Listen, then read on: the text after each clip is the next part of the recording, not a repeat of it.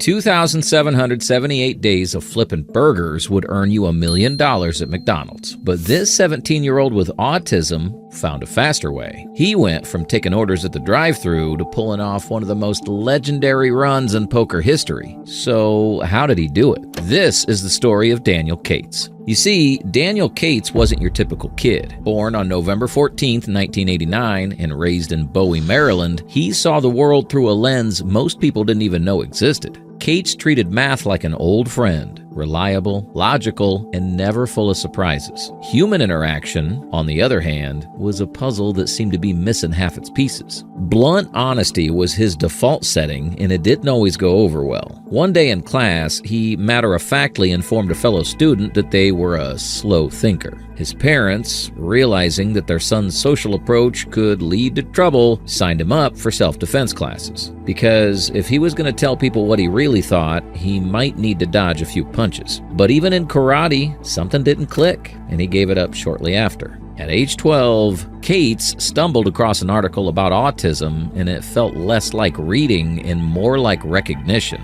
The descriptions mirrored his own experience, the way he struggled to pick up social cues, his intense focus on numbers, his difficulty with change, every little detail.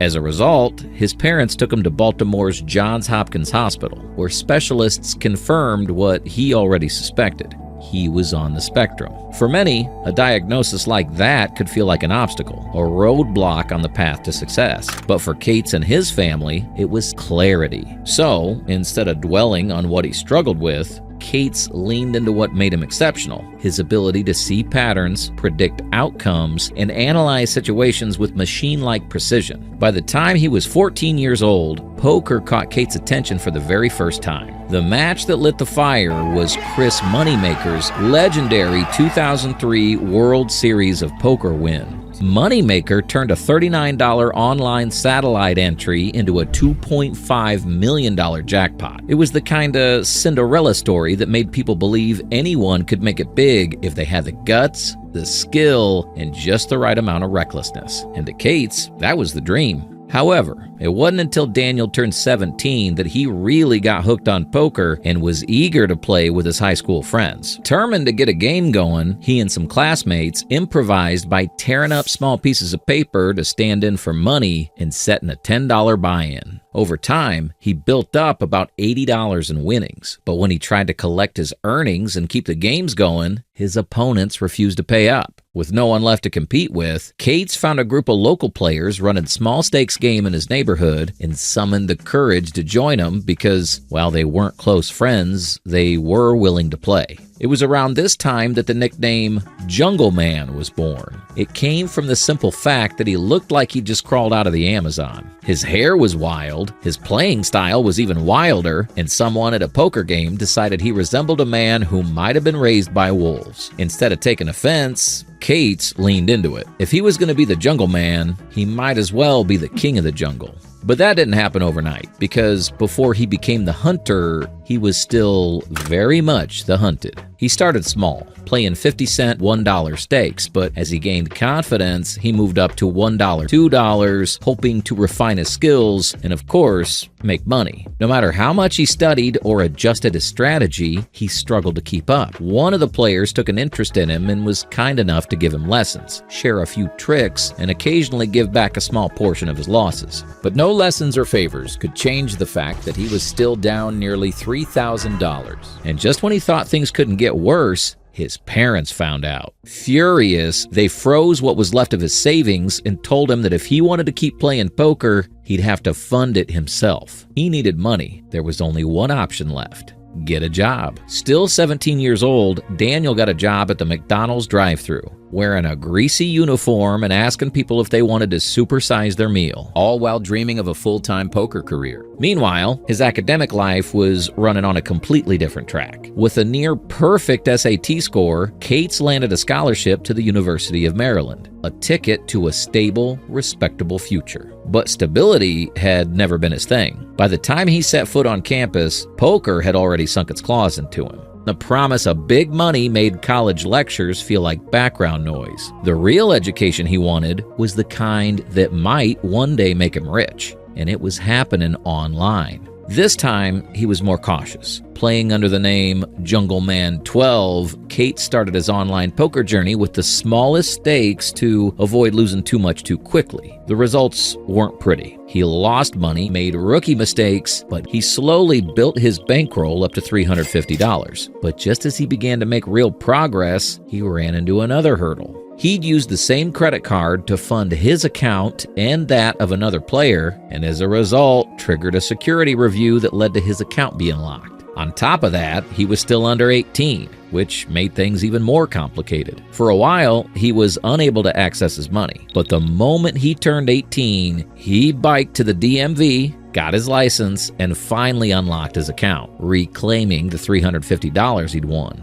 From there, Cates focused on sit-and-go tournaments. He dissected every session. Then, Cates deliberately sought out the best player at his stakes and challenged him in heads-up matches. And just like he'd hoped, it soon paid off with his first big win. A $5,000 tournament score flashed across the screen. For most teenagers, $5,000 meant a shopping spree, but instead of cashing out, he poured his winnings into an elite online training course. He studied high-stakes poker by watching videos on card runners. He saw players like Cole South battling in massive $5,100 games with $10,000 buy-ins. Then, he advanced from 50 cents, $1 to $1, $2 games, steadily building an online bankroll of around $8,000. His earnings became consistent, and with growing confidence and results to match, he just kept increasing his bankroll. It wasn't long before Kate's parents noticed their son was no longer calling home asking for money. While most students were scraping by on part-time jobs and overdraft fees, Daniel was busy stacking chips. By the time his bankroll hit $33,000, it was clear that this was no lucky streak. His father, an engineer who'd spent decades believing in stability, wasn't exactly thrilled. He believed poker was a distraction, a flashy roller coaster that would inevitably crash. Engineering, on the other hand, now that was a safe, respectable way to earn a fortune over time.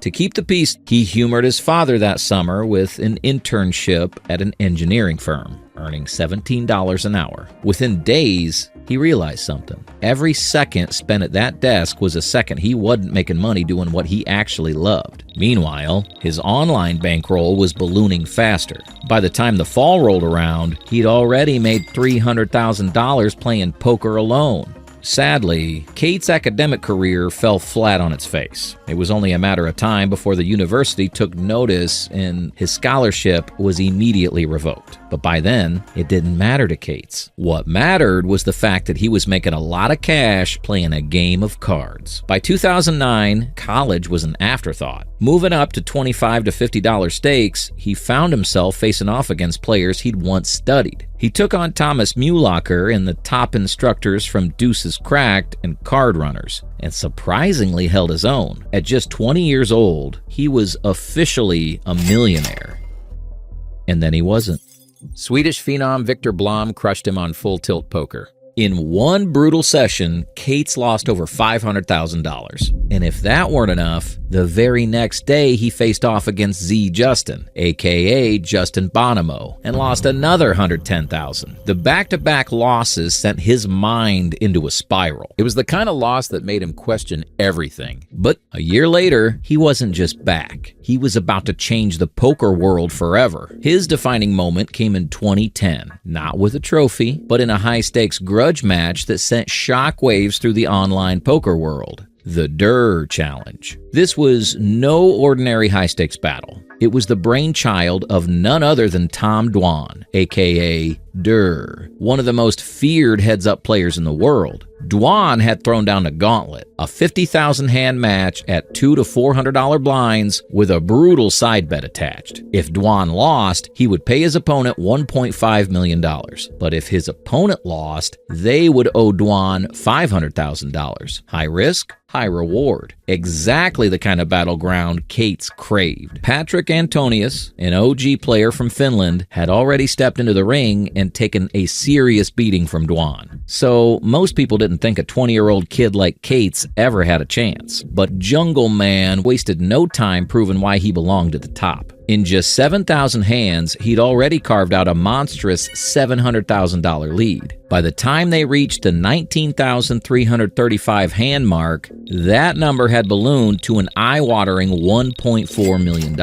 Then, just as the challenge was heating up, Dwan hit the brakes. He backed away, citing various reasons, none of which ever fully satisfied the poker community. The match was left unfinished, and Cates, despite being up over $1 million, had to wait years for any kind of payout. It wasn't until 2017 that he received approximately $700,000, a fraction of what he was owed. But at that point, the money was secondary. The real prize was respect. The poker world had just watched a 21-year-old kid go toe-to-toe with one of the game's best and come out looking like the real apex predator. Ever since then, Jungleman's life has never been the same. Before the end of 2010 alone, he raked in a mind-blowing $5.5 million, officially making him the biggest online poker winner of the year. But he knew he was still far from his full potential, especially in the high-stakes world of live poker. In person, it was different. He struggled to interpret his opponent's emotions, and worse, when he lost, he felt it deeply. Like the time he slammed a glass down so hard that it shattered, earning himself a 6-month ban from the casino. But if he wanted to be invited to the highest stakes cash games, he had to be someone people actually wanted at their table. He took acting and improv classes to learn how to engage in conversation and pick up on social cues. He enrolled in cooking classes to throw house parties where he could practice interacting with people. He even studied the Alexander technique, a movement therapy focused on posture and body awareness. And just as he'd hoped, it worked. Cates' efforts paid off so well that he'd now racked up over $12 million in live tournament earnings and 2 World Series of Poker bracelets, both from the prestigious Poker Players Championship. In 2021, he defeated Ryan Lang heads up to claim his first. Wow. Let me get on the table this one. Oh, wow. In the following year, he outlasted Yuri Dvizileski to win it again, becoming the first player to go back-to-back in the event's history. With over $33 million in poker earnings today, Cates had built a massive fan base, not just for his skills, but for his eccentric personality and over-the-top costumes. Because if you're going to dominate a game built on deception, why not do it in full costume? But if there's ever been a masterclass in poker, Jungleman's been teaching it for over a decade. Or at least that's what we think. Let us know what you think in the comments.